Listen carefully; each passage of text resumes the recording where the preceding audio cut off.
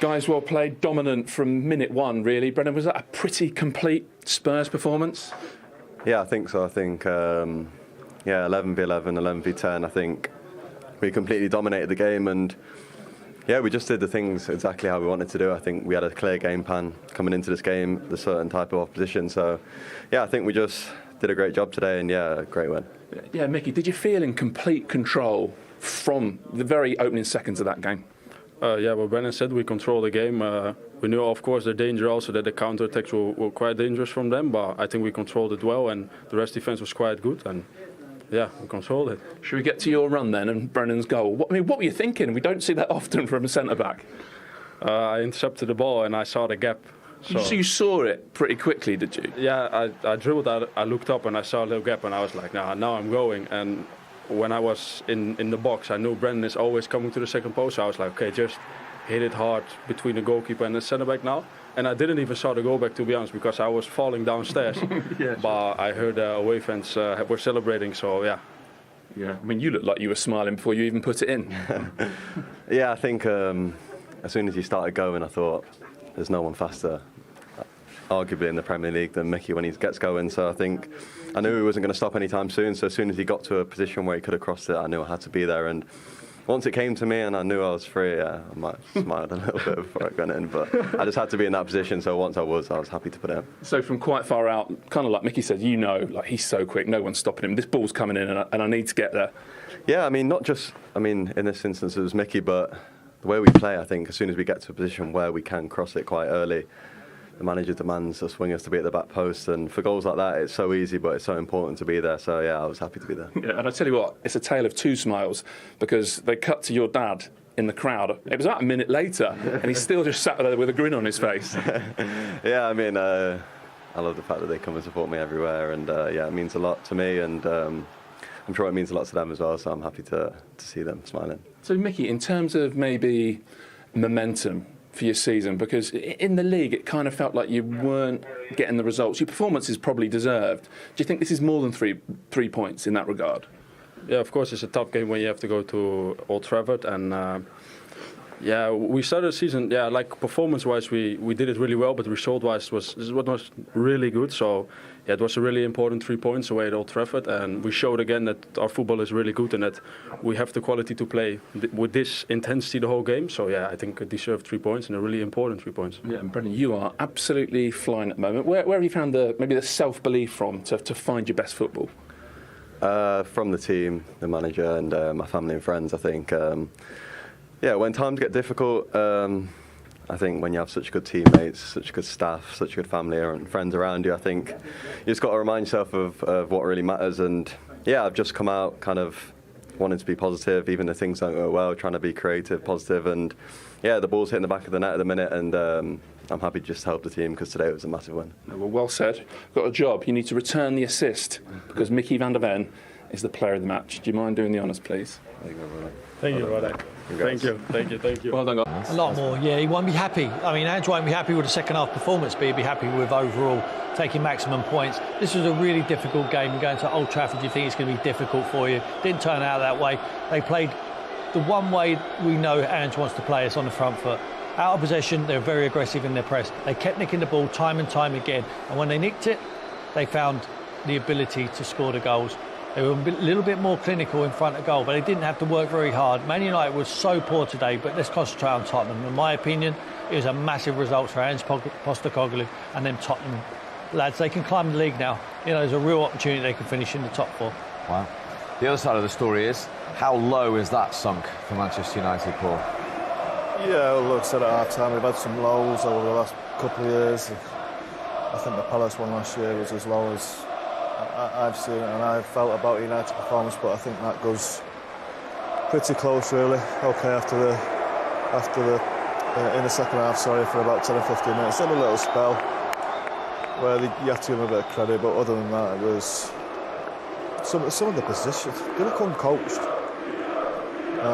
Some of the positions to take up, Ugarte, it must be difficult for a new player coming into that team, but look, play your position. The amount of time he's on the right wing, you've got Casemiro going out to the right, you've got him going out to the left, they're all over the place. Dallo today, And not just today, I've seen it a load of times. He goes in some of the most incredible places on a football pitch with a full-back. I know it's all fashionable about your full-back going into central midfield, but he goes all over the place. It's ridiculous. And then, the most important thing, to sprint back with your player to stop him scoring a goal, he's jogging back.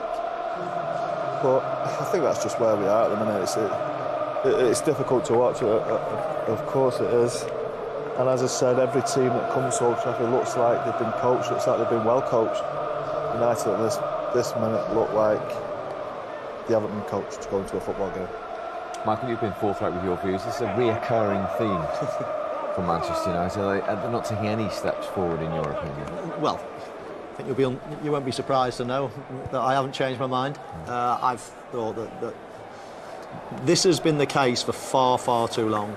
There is just absolutely no chinks of light at all. I don't see anything in there for Manchester United fans to think, come on, let's keep being patient because this is positive, this is where we're going. We can see the long term, OK, we're getting poor results now, but, we're trying to do the right thing. I see nothing, zero, totally devoid of any positivity.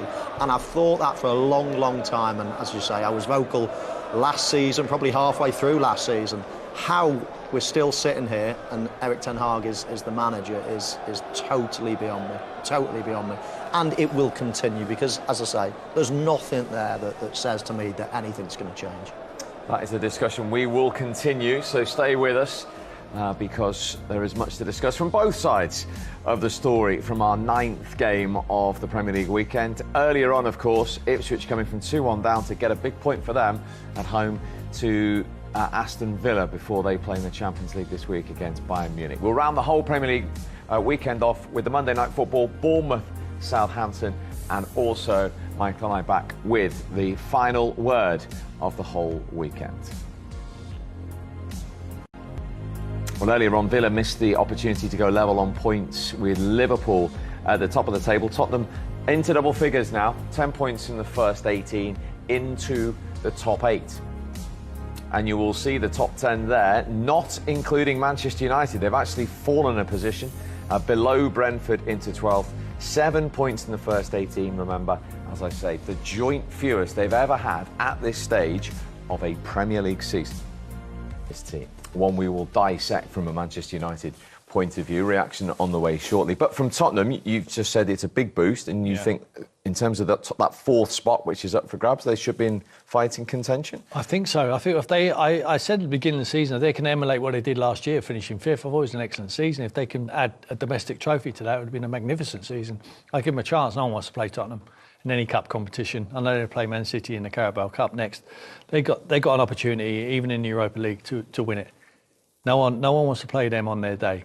Especially now they've got Solanke. They've got a striker he's confident. He scores again today. It's only going to help his confidence and the boost because they created the chances. They should have more points.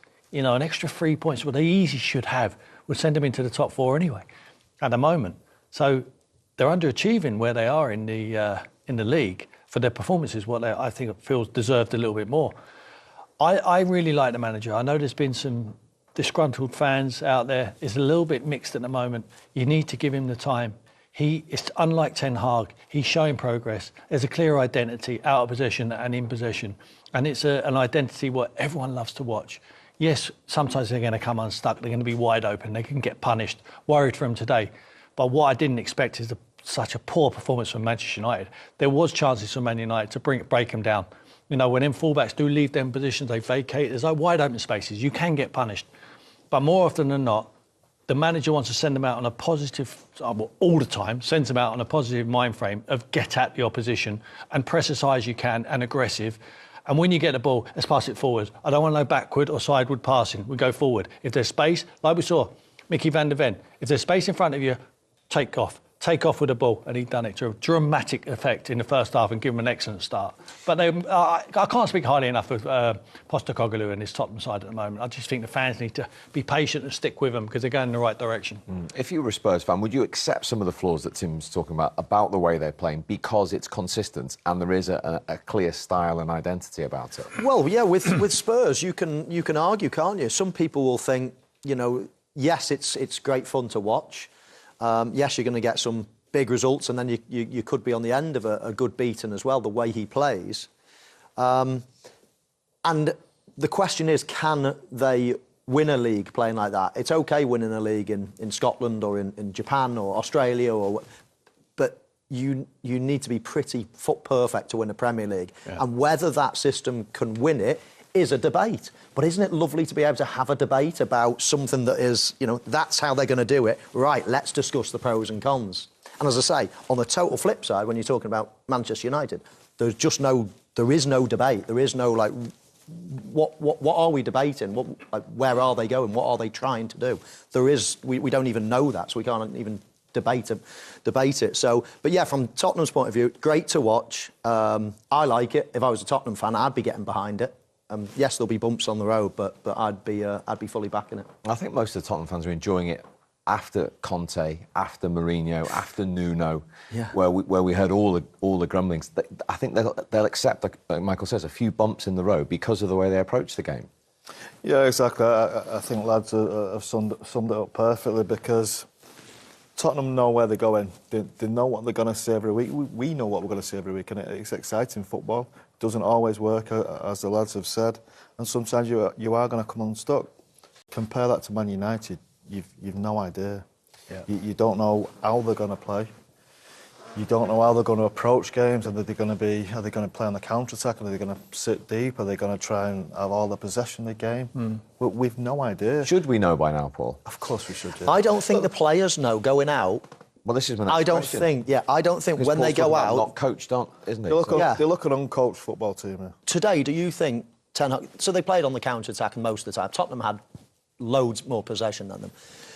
Do you think Ten Hag said to them today, we're probably not going to have most of the possession, we're going to sit back and counter-attack? I'm not sure. I just think it happens. Whatever happens, just happens. Well, I agree. I think whatever happens, and he just takes it. But is that acceptable in the third season of someone coaching a set of players? No, it's not. As I say, we're two and a bit years in now, aren't we? From the first week Postecoglou went in, we probably knew what Tottenham were going to do, and they're doing it to this day. We're 2 and a bit years down the road. It looks, as I said, it's an uncoached team. Players look dead today. They look flat. They look. Yeah. I don't know what to do. There's no enthusiasm for the game of football, and that can only come from the training pitch.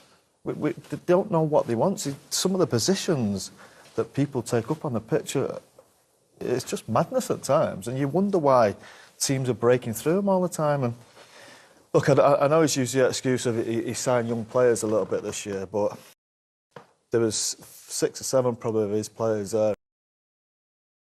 You don't know how they're going to play.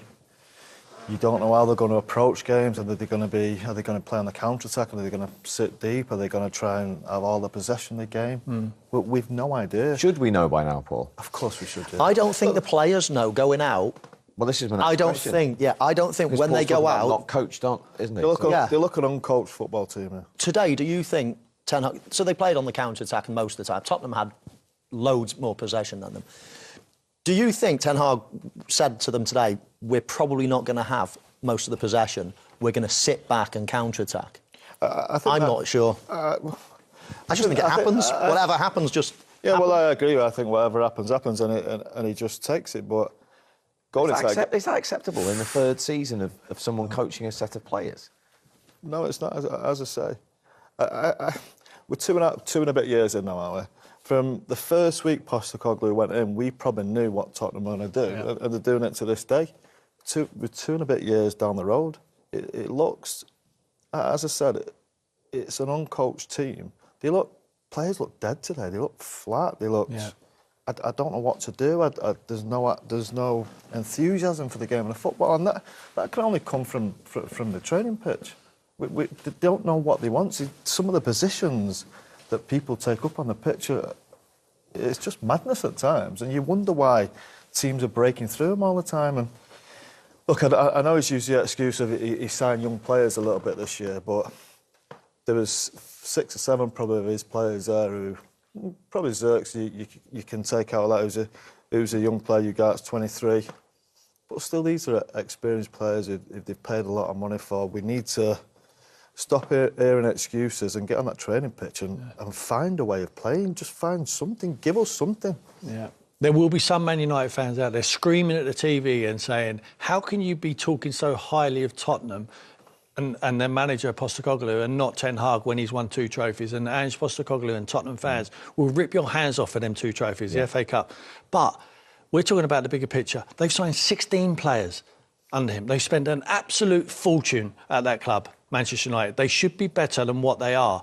Not only that, the recruitment of the players is so difficult. If I was head of recruitment at Manchester United, I don't know what players he wants. I don't know what characteristic he wants in different positions. If I was scouting there and head of recruitment at Tottenham, I know exactly what Postecoglou wants because it's clear. He doesn't want fullbacks who are going to stay in there. He wants people like Undogi and Pedro Porro who just bomb into the midfield and they're really energetic, aggressive with the press and exciting in the final third. That's what he wants. We know what his midfield looks like. Look at him playing today. Bentancur, Kulusevski and Maddison. He knew he was going to have possession of the ball. He knew he wanted players who could use the ball and use it effectively. That's exactly what he got today. Tim, this is an interesting... Some points I've thought, he's changing his way. Goalkeeper was a case in point. You get rid of De Gea and you bring in probably one of the best goalkeepers in the world with his feet. So you think, wow, right, they're going to play this expansive... Yeah. They get rid of Cristiano Ronaldo because no energy. You know, we want a high press. They play more counter-attack. Yeah. He's buying certain players and you think, OK, that might be now a change. Yeah. And then what happens when they get onto the pitch? They don't utilise the skills of... Their defenders aren't great on the ball. No. Yet they've got one of the best goalkeepers he hardly passes it out to them now. You can't trust them. It's just the whole thing is a mismatch. You look at every single aspect of that club. Injuries is a massive problem. Yeah. That's not luck. That's how you train on the pitch. Scholesy says they're looking flat. Again, that's the training pit. Are these players fit enough? Are they right? Are they fresh enough? Game 6 of the season. Buying players. Recruitment is awful. It's a good point about recruitment. You can't recruit for what you don't know what you want. If you don't have a style of play, what are you recruiting for? Yeah, exactly. As he makes a point with Tim, you know exactly what they want. Yeah. Do you know what I mean? You know what they need. You need the fullbacks they need athletic people just to play the positions who can do that. With United, you think about it's like they're just picking people from the air and then trying to put them together. They're surviving on moments. They're relying on Garnacho with the pace. Head down, pace, run. Rashford, exactly the same. Bruno, a little bit of magic. We know he's got the quality. He's got the petulance. What we've seen today, gets himself a red card. They can't play off anyone. They've got a boy who's Jadon Sancho. He's showing them up at the moment. Watched him play yesterday for Chelsea. He balances them on the right-hand side. He comes into them pockets. Yes, he needed babysitting. Should have put his arm around him. First and foremost, the important thing is not how you feel as a person to how the player's treating you. It's getting the best out of him for the fans who come and watch every single week. Sancho there plays. He's not a bottle of pop. He doesn't get his head down. He plays off the centre forward. No wonder he can't play at Man United because he's got no one to play off. Xerxes, I don't know what he is. What is he, an 8? He's certainly not a 9. We talked about he wants to be a 9.5. I don't see him as a 10. I don't see him as that clever player who can hold the play up and let people run beyond him. I don't see what he's got. I don't know in every division of their pitch. He talks about we haven't got the personnel last year to play higher up the field, so we're going to have to defend deep. And then he signs De Ligt. Mickey van der Ven should have been his signing to get him up the pitch. Quicker than greased lightning. Anything goes in behind him, he goes and rescues it. I think that's another point. When you bring players in, you expect them to be a lot better than what you've already got. I don't see players coming in who are a big difference. Like De Ligt's coming for Maguire, let's say. But there's no big difference there. £50 million better than Maguire. Oh, absolutely not. Absolutely not. They should stop this signing. Just stop immediately. The money that's been wasted for years and years and years now just has to stop. Yeah. And until the manager, until that coaching staff, until the club can start getting better performances from within, then there should be just a stop on spending. Because do you think it's possible with these players, though? Who's their It's best? possible to play better than They need this. coaching. Yeah. Who's their best The players? players are coachable. Garnacho, It's their academy. Kobe Mainoo, Yeah, it's their academy. graduate. Rashford at times. They But this magic wand of only another 50 million. You look at all around that team at the moment. It is just There'll be eye-watering. people screaming at the TV sets and we'll change the whole coaching staff in the summer. Yeah, they're changing everything. Yeah, they do. You got When you're Ruben talking about Nistelrooy. needing coach. Well, I suppose do they need time, Adam? Yeah, but managers tend to do a lot of the coaching now, don't they? Yeah. You wonder how much of an influence Rude and the other fella has. Sorry, I don't know his name. We said the same last season about Steve McLaren. Yeah. Absolutely brilliant coach, Steve. And we said that we just don't think he's got any influence on his teams. And coaches, sometimes they are control freaks, aren't they? Sam? They want to do everything, and it seems. And do you know what? If you was Rude watching that, you maybe just take a back seat. If you're Rude, I don't want to get involved in that. If you're Rude's coach, as his expertise has to come as a centre forward coach. Yeah. He knows it inside out. He would say, "Well, give me a centre forward to coach, and I'll do it." I don't see a centre forward. Hoyland is the only one they got. It's the only one they got. He also has to be involved in the recruitment side of it. Yeah. With a centre forward or two centre forwards. Look, Rude, who do you think? I'm not sure he'd have picked Xerxes. No. I'm not sure he'd have picked Highland. Now, look, there's probably not a plethora of centre forwards out there, but you'd go and consult him, wouldn't you? Yeah. I mean, this is a huge result. It could have been a huge result the other way as well. It could have given them the platform, like it's given Tottenham now. Because whatever the result, the manager on the losing side was going to take some pressure. But more pressure always at Man United. He's not stupid, Ten Hag. He's managing the biggest club in the world, and you have to win, certainly at home, and you can't get done frees. You know, in teams in around you. He's got done 3 at Liverpool. It was humiliation. That was humiliation today. Or you argue we went down to 10 men because they got him off the hook. They've got to beat that anyway. They should be 4 down by 3 then. was a great result. You think of the chances Werner had going through clean. Is that the point, though? They're not just losing. It's the way they're losing and the score lines they're losing. It's the way they play every week. Yeah. Really. Even when they won games last year, they were still poor. Still really poor to watch, and they got away with it. But they lose 14 games, we said last season. Yeah. Well, we're on our way. Lost 3 already this season. Well, we're on our way to do that again, aren't we? And somehow it has to stop. He has to find a way of performances being so bad. He's got to maybe think of a way of playing. As Tim said and Michael before the game, he really praised Postecoglou for the way they play. Why don't you try and play like that? Yeah. I mean, if it's that good and he's doing such a good job, you try it. Or try anything. Or try something. Try something. Show us something. It's mind-blowing. And as I said before... Really trim and fair. I thought, wow, these are going to run all over us. And it's exactly what happens in games. And there's spells in games. They might be OK for half a game. Man United, Crystal Palace last week, brilliant for half a game. Oh, not brilliant, but good. They got moments, yeah. Then in the second half, they're nowhere to be seen and should probably lose the game. So, look, not having your team fit, look, we know there's bigger problems that, of course, his style of play and all this type of stuff. But I don't think there should be any excuse for not having a fit team. Yeah, and injuries go hand in hand with that, Steve. You know, that I've lost count the amount of times Eric Ten Hag has come on and bemoaned his luck with injuries. That's, you know, yes, 1 or 2, you can have you can roll your ankle, you can have a knee, a big impact injury. But muscles and conditioning injuries, that's what you do on the training pitch. They're spending millions, probably more than any other football club, certainly in this country, on sports science, on all the best equipment, the best coaches, the best, everything. They don't leave a stone unturned. Yet they have the worst injury record, or one of the worst injury records in the league, and have had consistently for the last couple of seasons. And visually, when you're watching them, they don't look as if they're as sharp as any other team either. So that's a huge problem. As I say, everywhere you look at the moment, I'm just struggling, and I'm a positive person, I'm just struggling to find a positive when I watch Manchester United. And it's not just a feeling that I've had for the last week. This has been the case for a long, long time now. If it hasn't turned in the last year since I've thought that this is not happening, then it's not going to change in the next year. In front at Old Trafford in a first half, they've totally dominated, as you can see, not only in possession, but look at that, touches in the opposition box. 28 for Tottenham to Manchester United's 7. Tottenham in control. Could be more. Before we discuss that, 155 seconds in. What a start for Spurs. Tottenham have been brilliant.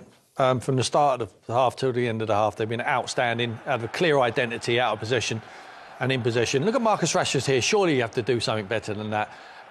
Mickey van der Ven picks the ball up and there's a wide open space, but look at the pace and power of this kid and the ability to find a cross for Brendan Johnson at the far post. I mean, Man United fans must be looking at it and saying, look, our manager's signed a lot of Dutch players. There's probably one who's very, very good and playing for Tottenham at the moment and might have jumped at the chance to go to Man United, but never got the opportunity because you took De Ligt over the top of him. This boy is a thoroughbred. I know Michael trains racehorses. He'd like to have this one in the stable. I mean, look at the pace and power and the ability of that boy. Tottenham have been absolutely magnificent. And I can't talk highly enough of them. How difficult to watch has that been from United's point of view? Yeah. Look, over the last couple of years, we've seen some bad stuff. I don't think we've seen anything quite as bad as that. Tottenham, as Tim said, are totally dominant. United are lucky. It's only one. They've been poor in every area of the pitch, whether in possession, out of possession. Just been a really bad first half of football. And it got worse with the red card for their captain, Bruno Fernandes. Yeah. His first red in the United shirt. What do we think on this? Well, I thought it was unlucky, Steve. I didn't think it was a red. I thought he slipped. I thought he did catch him slightly, but I didn't think it was with any force. It was on the shin pad. You know, he has tried to flick him and bring him down, but there's no force. It's not a dangerous challenge. No. He slips and then just flicks his leg out.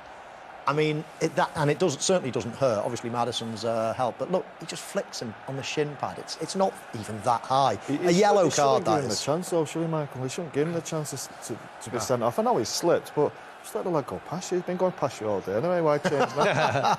You're right. And look, it's not a red card. We know it isn't, but why give the referee the opportunity to do it? It's just petulant from, again, the captain who probably was as bad as any of them in the first half. I agree. Just petulance. That's frustration because you haven't had a kick of the ball. You haven't put a tackle in for your team either. You're wearing the armband. You should be embarrassed for yourself. And he got himself sent off, unfortunately. But I don't think it's a red card. I really don't. He's not going to hurt anyone like that. It's not excessive force. He's not straight on. He just dangles his leg and tries to bring him down. Pure frustration from a team that have been outplayed. But it almost lets them off the hook now because Tottenham should be 4 or 5 ahead in this game, and I'm not exaggerating. Yeah, let's have a look at the chances. I mean, United have given them so much space, haven't they? Just passive, Steve. They don't want to get to the ball. They don't want to tackle. Look at Ugarte there, getting 1-2'd. Again, they should score, and Arnold does really well. But they're just running off. And what is De Ligt doing there? He has got to take everything there. He cannot afford that. If he's not going to get the ball, he cannot afford that play to go on. As it does, to get away with it. And Dalot through the legs. How many times have we seen people go through the leg? Close your legs. Dalot has been horrendous in that first half, as bad as I've ever seen him. He's lucky to still be on the pitch, to be honest with you. And again, another case of quality on the ball has been so bad. And running through again, where's our right back? De Ligt, who was supposed to be an upgrade on Maguire, doesn't look like it. He can't get anywhere near him. And if only for better finishing, as Tim said, this game should be outside already. Couple of chances for United, Michael? Couple of chances. There was one amazing save from Vicario, which I thought it was in, actually. This Xerxes chance here, that's a brilliant save. Absolutely brilliant. And that's probably the best opportunity they've had. As the lad said, it's all been Tottenham. They've had all the best chances. But that was unlucky. That was a good effort and a great save. This was a nice strike, difficult to score from that angle, but I think the Xerxes one was the one. I mean, down to 10 men now, really is an uphill task for them. But you'd have to say, if he got in there at 1-0 with 11 against 11, the team talk would have been absolutely different because he would have found a positive. And there is chances to be had. We need to be more clinical when we get possession. We're picking the wrong options. Because when you do get through Tottenham's press, there is wide open spaces, but they haven't got a quality. They haven't got a centre forward first and foremost. Xerxes, I'm not sure what he is.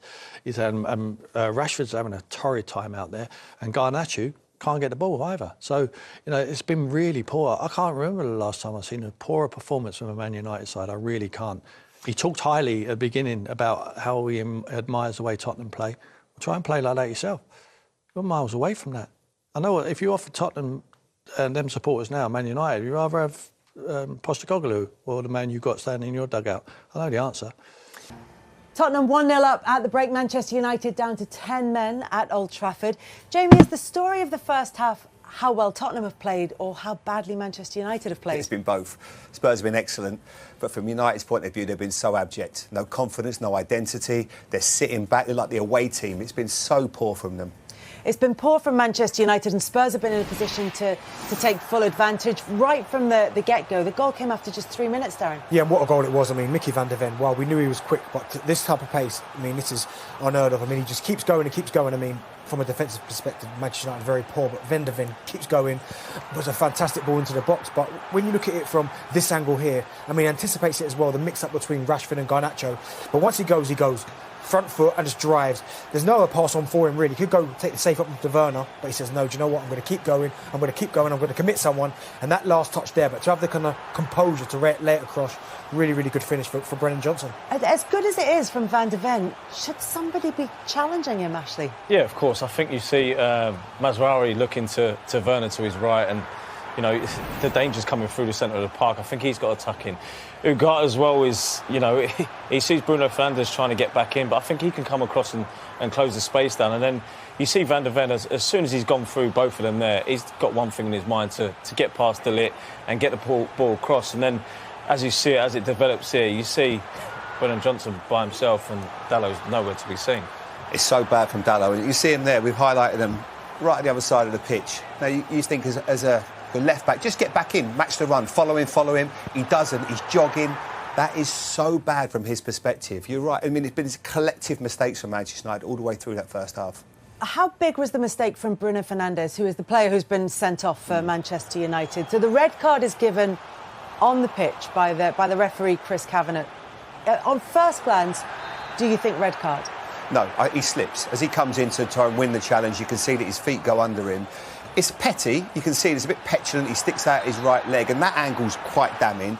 But when you actually see it here in slow motion, look, his feet go under him, and he just sticks out his right leg. I think it's a yellow card. So they're saying serious foul play rather than just reckless, which is what a yellow card would be. What do you think, Ashley? I don't think it's serious foul play or it's reckless. OK, he's out of control, but he slips, and you can clearly see that he slips. And I don't even think he goes to take out James Maddison either. And you know, he hits him with the back of his heel as well. So I think the referee's got it wrong there.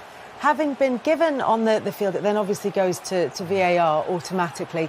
I wonder, Darren, if what's played into their minds, the fact that if he slips and then makes the challenge, that he isn't in control. Do you think that may have factored into their thinking? Yeah, potentially. We obviously haven't looked at the replay and things. First time we saw it at match speed, I thought, oh, that's naughty. But as James said there, when you see it breaking down, I mean, he catches him on the shin pad with the back of his heel, he slips. I think it's more petulant than anything. Madison's about to break away. I think there's an overload on that side as well. So he just stops him, and then you put the free kick down, book him, and away you go. But to reach for the red card so quickly, I mean, for me, it's a poor decision. I won't say it's a bad decision, it's a poor